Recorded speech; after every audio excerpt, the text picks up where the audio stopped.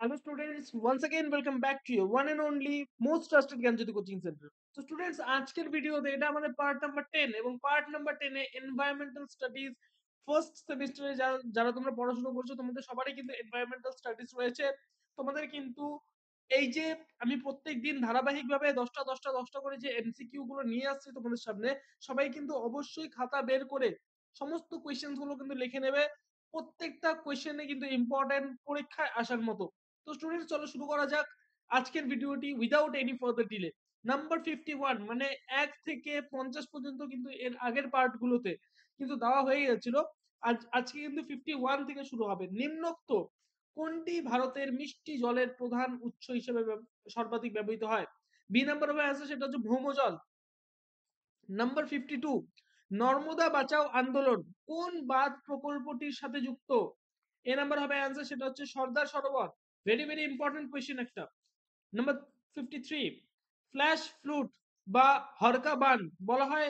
D number হবে answer, যখন অল্প সময়ে হঠাৎ অত্যাধিক পরিমাণে বৃষ্টিপাতের কারণে প্রচুর পরিমাণে জল খাতে প্রবাহিত হয়, সেটাকে বলা হচ্ছে ফ্ল্যাশ ফ্লুড বা হরকা বান। ঠিক আছে। নাম্বার 54 নিম্নোক্ত কোন দেশটিতে বন্যার প্রবণতা সর্বাধিক? সি নাম্বার হবে অ্যান্সার, সেটা হচ্ছে বাংলাদেশ। আমাদের পাশের যে দেশটা রয়েছে, যে কিনা আমাদের এখন বলছে কলকাতা দখল করবে, ঠিক আছে, সেই বাংলাদেশের কথা বলা হচ্ছে। নিম্নোক্ত এই যে দেশটা আছে, এই দেশটার মধ্যে কিন্তু সর্বাধিক পরিমাণে বন্যার সম্ভাবনা কিন্তু রয়েছে। সবসময় কিন্তু আমরা প্রায় শুনি যে এই দেশটির মধ্যে বন্যা হতে শোনা যায়। ঠিক আছে। নাম্বার 55 কোন অঞ্চলে ভৌম জলের স্তর হ্রাস পেলে কোন দূষণের প্রবণতা মানে মানে কোন অঞ্চলে ভৌমজলের স্তর হ্রাস পেলে কোন দূষণের প্রবণতা বৃদ্ধি পায়? বি নাম্বার হবে অ্যান্সার, সেটা হচ্ছে আর্সেনিক দূষণ। ঠিক আছে। ভৌমজল যদি হ্রাস পেতে থাকে সেই জায়গাটাতে আর্সেনিক দূষণের প্রবণতা কিন্তু বৃদ্ধি পেতে থাকে। নাম্বার 56 বর্ষাকালে বন্যার ব্যাপকতা নিম্নলিখিত কোন রাজ্যে সর্বাধিক দেখা যায়? এ নাম্বার হবে অ্যান্সার, সেটা হচ্ছে বিহার। ঠিক আছে। বন্যার ব্যাপকতা কিন্তু সেখানে দেখা যায় বিহারে। আর 2018 সালে অত্যাধিক মাত্রায় বৃষ্টিপাত জনিত বন্যা এবং ব্যাপক ক্ষতির সম্মুখীন কোন রাজ্যটি হয়? সি নাম্বার হবে অ্যান্সার, সেটা হচ্ছে গুজরাট। ঠিক আছে। নাম্বার